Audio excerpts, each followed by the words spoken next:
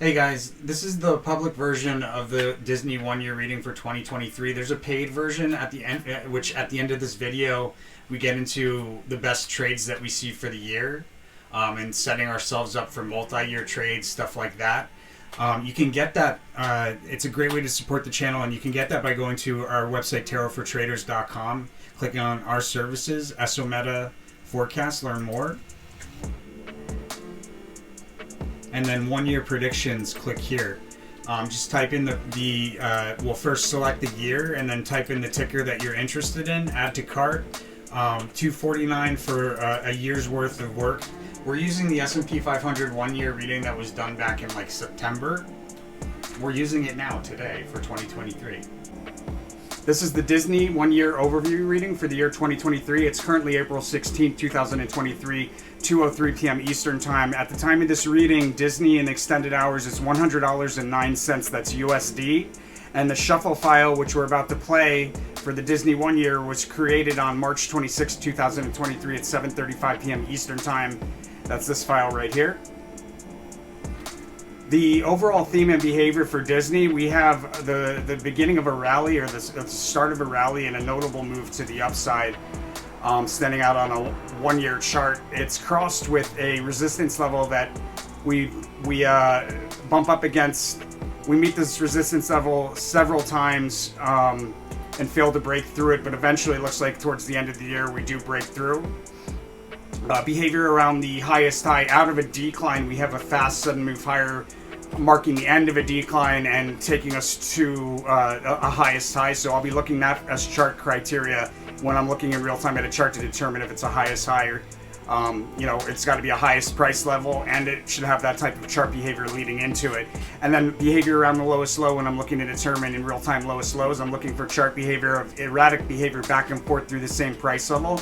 That's an important price level on a 1 year scale, and we should do some back and forth through it. We also would revisit a crest that was in the recent past an opportunity. Doesn't mean that the crest is an opportunity this time necessarily, but it was recently an opportunity. We revisit it in the midst of that erratic behavior. Let's take a look at the part of 2023 that's actually taken place thus far, and see if we've got an accurate reading thus far. So we have a prominent crest in January, and you can see, and you have to give the 1 year about 2 weeks wiggle room. Each of these cards is not going to line up perfectly to represent 2 years. Most of it will, but for the most part, at some point there's going to be parts that will need some wiggle room. And you can see right here, just outside of January, we have a prominent crest. Then in January or February, we have a prominent crest and a lowest low, and it looks like this takes us into almost what would be a lowest low. Like we have a lowest low first thing in the year, and this comes close, so I'd count that as a lowest low there in February, although it happens in early March. 2 weeks wiggle room, right? But we have a crest and a trough, and it looks like we should see another visit to the lowest low in May, towards the end of May-ish, somewhere in May. March was like revisiting of a support level that was recently a past opportunity in the midst of some sideways rotation. That's early March, and then late March is prudence card, multiple false tops, bottoms, or some sort of tricky indicator, and you can see we've kind of gone into this sideways rotation, which is prudence card kind of, as well as the high for the March is the establishment of support. The low for March, a period of volatility, ends with a fast sudden move higher. So that's all pretty solid, guys. That's all pretty solid. And there's the full shuffle. I'm gonna get rid of that.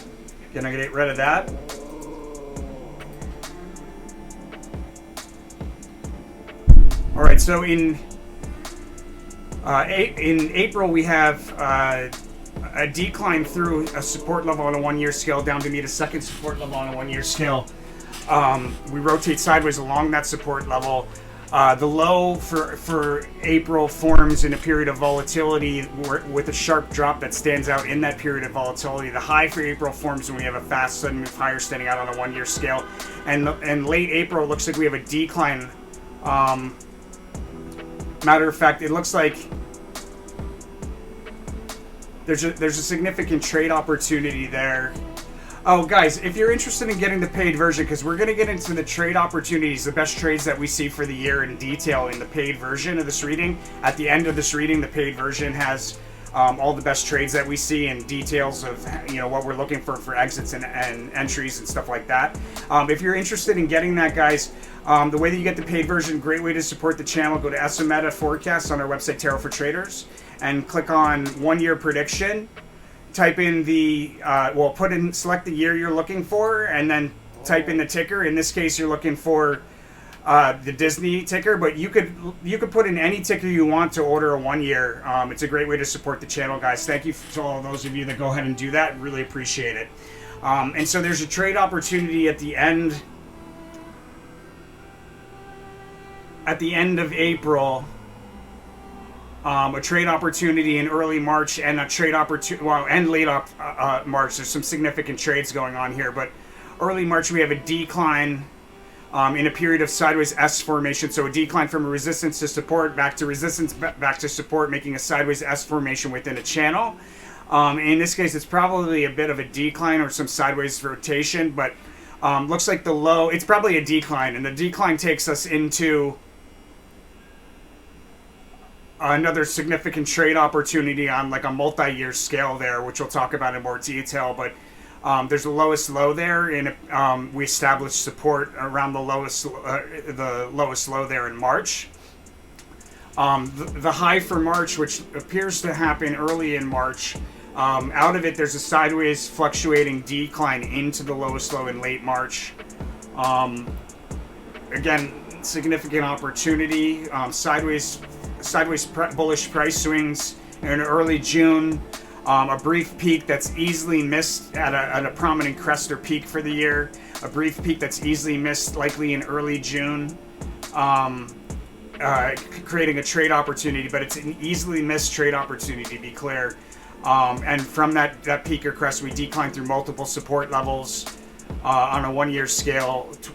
At the low, which is probably towards the third to fourth week of June, the low for June, there's a sideways fluctuating rally out of the low, taking us to sideways rotation in late, along a key support level on a 1 year scale in late June.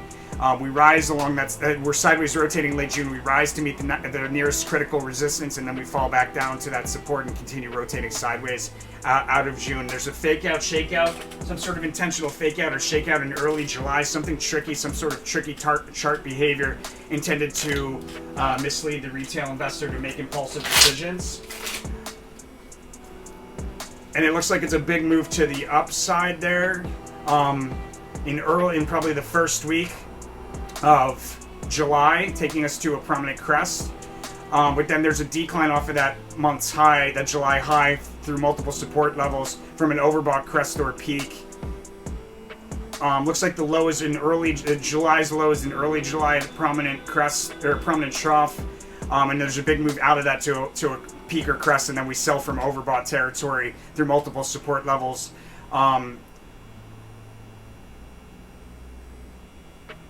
There's a notable reversal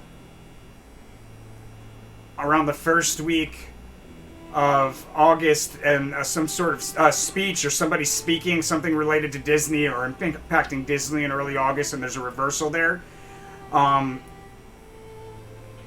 There might be a merger, actually. There might be somebody might be speaking about possible merger or acquisition, or there's an agreement between two leaders, but I think maybe a merger there.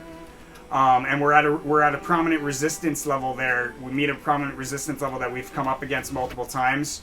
There in August, I think we probably came up against it in March, and we see it again here in August at some point. We see a lowest low in August as well, out of which there's a failed attempt to, we have a failed attempt to break through key resistance, and it looks like resistance that we're going to break through. Instead, we decline through key support. And there's a sharp decline on the cusp of August, September, out of which we have this prominent crest or peak for the year. Not a highest peak, but a prominent crest or peak that'll stand out on a 1 year chart there in early,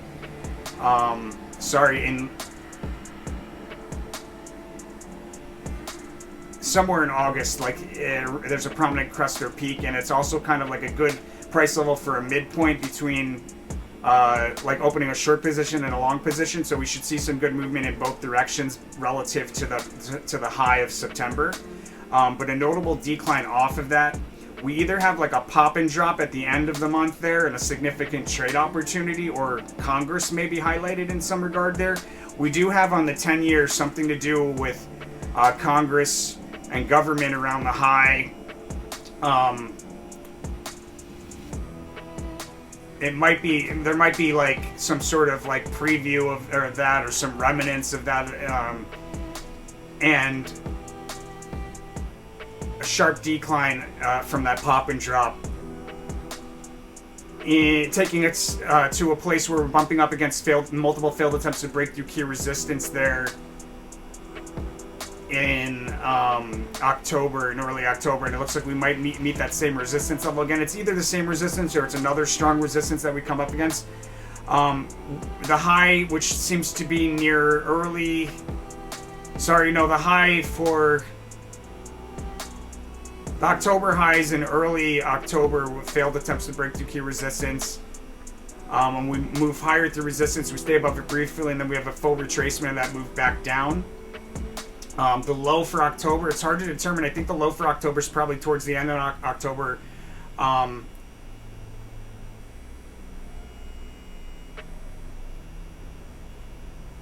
It's difficult to determine where the October high is based on the 1 year. But we have early October, we have multiple failed attempts to break through key resistance. The high for October will be like a move higher and then a full retracement. Move higher through resistance and a full retracement back down through it. Out of the low for October, we'll have a rally along a diagonal trend line breaking through horizontal resistance on a 1 year scale, meeting second resistance, and then pulling back to somewhere between those two price levels. Oh, sorry, Hermes. Jeez. And then I'm advised not to chase a rally towards the end of October. There's a bit of a decline around the cusp of October, November, but out of that decline, which takes us to a November low, there's a crest at the end of October somewhere, maybe the third week of October, and we sell off from that down to and through support. We do a U-shaped reversal, come back and reuse that support as support somewhere in early November, and then there's this big move from the bottom of the decline out of it all the way to the top, from the bottom of the range to the top of the range out of a decline. It's an unexpected move higher, and it takes us to a highest high probably on the cusp of November, December. A lot of bullish behavior towards the early part of December out of a December low. A notable rally offering a trade opportunity there near the high in October, and then there's a range highlighted. It looks like the upper end of a range is highlighted towards the end of October, but we have a year's high there in late October, or on the cusp of November, October. We might even see it in October, but we definitely see it on the cusp of November, December. And in the sneak preview for the following year, we have an important price level that's highlighted on a resistance level that's highlighted on a multi-year scale. Again, when we look at the 1 year, or excuse me, the 10-year, there's an important. This is a cross correlation here. The love card appears for the 2023 card on the 10-year, and then also here at a high correlation in October, which makes me think that the highest high is somewhere here in November. But we might see it in October as well. It's possible. We'll have to look at 1 month's in more detail as we go throughout the year. But that's Disney for 2023, my friends. Let me know what you think by hitting that like button. If you want to see more Disney, please comment about that. If you want to see monthlies, please comment about that. It's important because we determine what we're going to do for monthlies based on interest. And if you've got the paid version, my friends, stay tuned. We're going to get into the paid version next, where we get into the best trades that we see for the year, what we're looking for as far as exits and entry points. And for everybody, as always, make sure to follow that rule of karma. It's the whole purpose of the channel. You do that here at the resource tab of our website, Tarot for Traders, with the Cash App at PayPal, where you send 5% of the profits back to the channel. and 5% of the profits forward all my angel investors to one of these charities, leaving you with 90% of the profits that you would have made without this information to begin with. So make sure you spend that money out of love, and the universe is going to send it back to you tenfold in all directions, my friends. I'll see you on the next one.